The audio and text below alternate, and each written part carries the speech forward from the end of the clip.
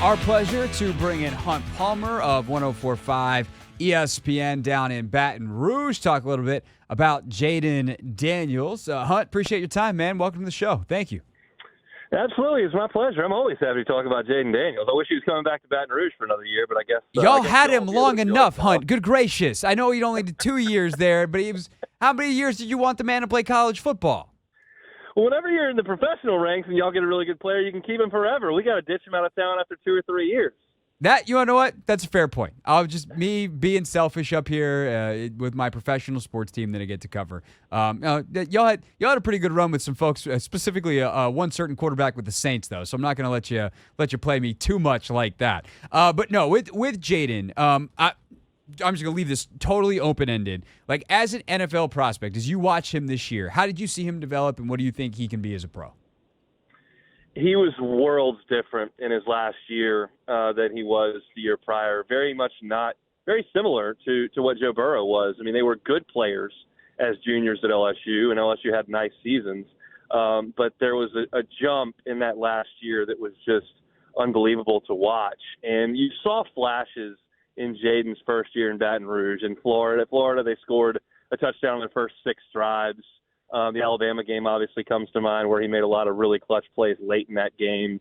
But it was more up and down. He held on to the ball way too long, frustrated a lot of LSU fans because they had Brian Thomas and Malik Neighbors and Kayshon Boutte and all those guys running down the field, and Jayden was hesitant to put the ball in the air unless they were wide open. He would just rely on his feet, and he'd run for 7 or 8 yards, but there was no big plays. And Brian Kelly even said in a press conference one time during that season, like, yeah, he has no interceptions, and that looks great on a stat sheet, but it might not be the best thing because the ball needs to come out.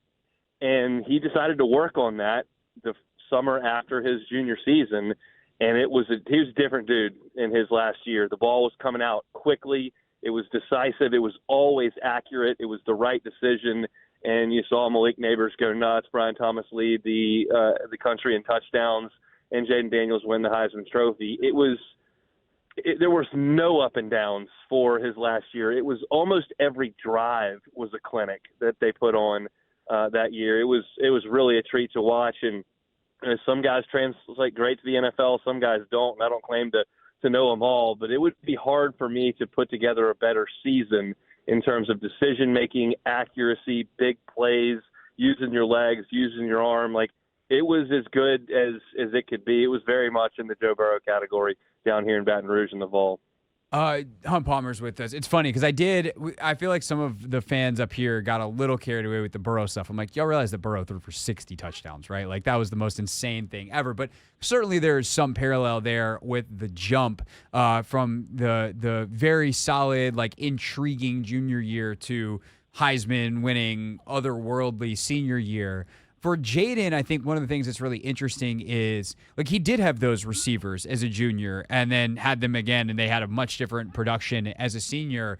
And I feel like some people struggle to make sense of whether, like, who was elevating who there. And so from someone who had a front row seat for it all, like, those 3 players, Thomas, Neighbors, Daniels, how do they all improve from 22 to 23 that they all produced at the levels they did, where they're all becoming first-round picks? You know, it was the same cast of characters, as you mentioned, and Mike Denbrock, the offensive coordinator, was there as well. Joe Sloan, the quarterback's coach, was the same. So it wasn't as if there was some sort of presence that wasn't there the year before that. For Burrow, there was that. They brought in Joe Brady, who kind of changed the offense, and everything kind of looked different between 18 and 19. This was the same cast of characters as 2022.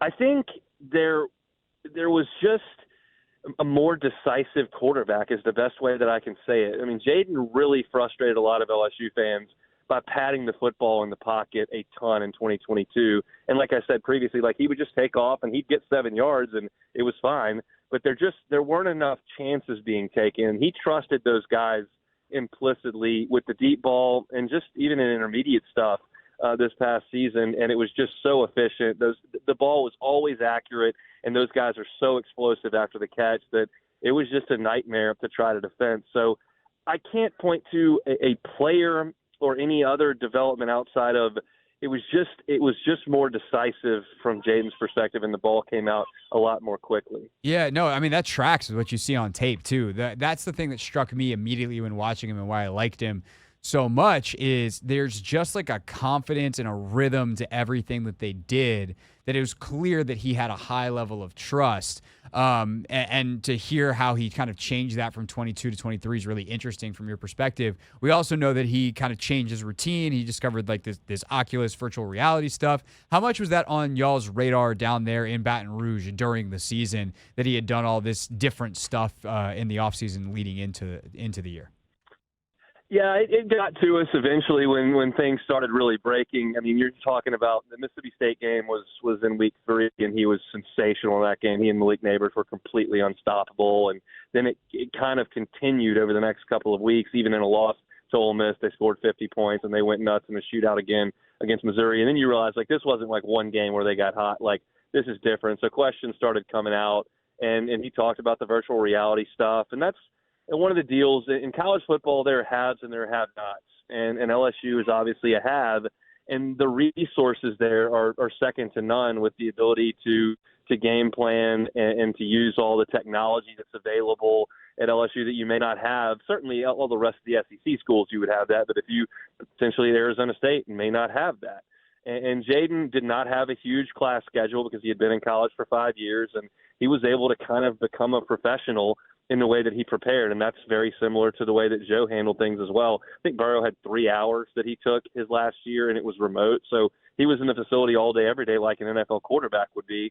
Didn't have the necessary, like the general academic rigors that a lot of college students and student athletes would have. Jayden was in that same boat as well, and they're just able to kind of treat themselves like a professional at that point. And from his preparation and to the performance on the field, it was really special. Hunt Palmer, 104.5 ESPN in Baton Rouge, is with us here on the Hoffman Show. That coincides with the next question, which is we've heard this work ethic is legendary. And, Brian Kelly's talked about how they kind of had to change the rules because they're like, no, I guess we'll let this guy in the building more than we let anyone else in the building before.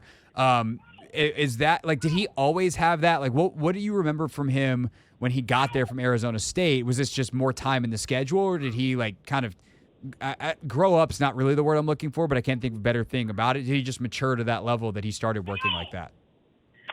Yeah, he came in the summer, and he was late arriving, and I think just trying to get acclimated to Baton Rouge, and then he had a quarterback battle on his hands because Miles Brennan was basically the incumbent quarterback. He had been the starter in 2020 and then got hurt, and then had come back, and he was still around in 2022. And so, Jayden was in a quarterback battle with him, and you win that, and then all of a sudden it's kind of your team for that year. And I think that first year was just a lot being thrown at him. I think his time management in his final year was just significantly better. And he was just more comfortable, and he had the same cast of, as I mentioned, same cast of receivers, same offensive coordinator, same quarterbacks coach, and he got into a routine and a rhythm, and once he kind of figured that out, his talent level takes over, and he's the baddest dude on the field at the college level. Yeah, no, absolutely. Hunt Palmer's with us for another minute or two here on the Hoffman Show. From an atmosphere standpoint, I guess, a bigness standpoint, one of the things that I heard some scouts say throughout the process, one of the things they liked about Daniels is that he had been at LSU and in that environment, the pressure cooker that is Louisiana State football. And that's something when you come to D.C., like being the quarterback of the Washington football franchise is a massive responsibility that comes with a lot of attention. How would you describe what it is to be the LSU quarterback? And, I don't know how much, time you've spent in other places and if you have any comparisons of what it might be like to be the quarterback here, but what kind of, atmosphere, pressure cooker, et cetera, are there any good stories you can tell about how Jayden kind of handled being the LSU quarterback when we know how much football means to everybody down there on the Bayou? Yeah, I mean, obviously it's a huge deal. It's a massive deal, and I can't speak to it day to day how he's handling it because I'm obviously not there, but I know a lot of people that have, and he's just got the slowest heartbeat in the room, whether that's in the quarterback room, whether that's at practice, whether that's in front of 105,000 playing Alabama, and he dealt with a ton on top of being the quarterback at LSU towards the end of last year, because LSU's defense was historically atrocious last year. I mean, could not stop anyone ever. And so the offense had to go out there every time, basically knowing they had to go score a touchdown. And they had to score a touchdown on every drive in the second half to beat Arkansas last year, because LSU's defense couldn't stop a terrible Arkansas team. And then on top of that, drive to drive, knowing what you had to do, he starts fielding Heisman questions. Heisman. And his level of play never dipped for a second. The only time it did was when he got knocked out of the game by a cheap shot by Dallas Turner in the Alabama game.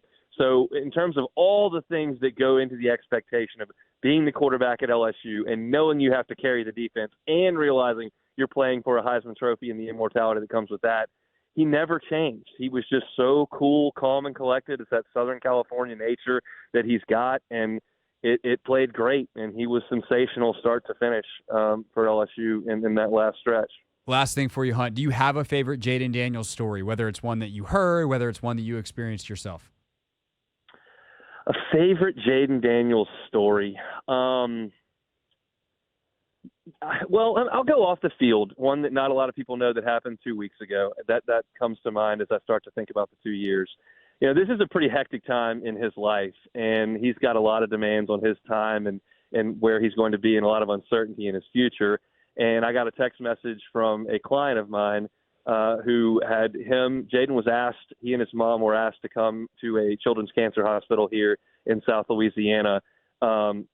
Dropped everything, said, absolutely, I will be there, no questions asked. He spent 3 hours on the cancer floor of this hospital in his LSU jersey, taking pictures, signing things, being available. It never got out to the local news, and I never saw another picture of it from the people that cover LSU, and he didn't take a cent. I know that as well. So he's a great guy. He's been an incredible ambassador for LSU and a hell of a football player. And we've got a lot of eyes on Cincinnati down here now on Sundays because of what Joe Burrow did and what he means to LSU. And I've got a real feeling that there will be a very similar following for Washington down here now that he's calling snaps for the Commanders. That is a great story, Hunt. I'm really glad I asked that, and thanks for sharing that. Really appreciate it. Hunt Palmer, host 104.5 ESPN in Baton Rouge. You can follow him on Twitter at HuntPalmer88. Hunt, really appreciate the time and the perspective, man. Thanks for doing this. Absolutely. Happy to. Hey, this is DA, and you're listening to The Hoffman Show on the Team 980 and the Odyssey app.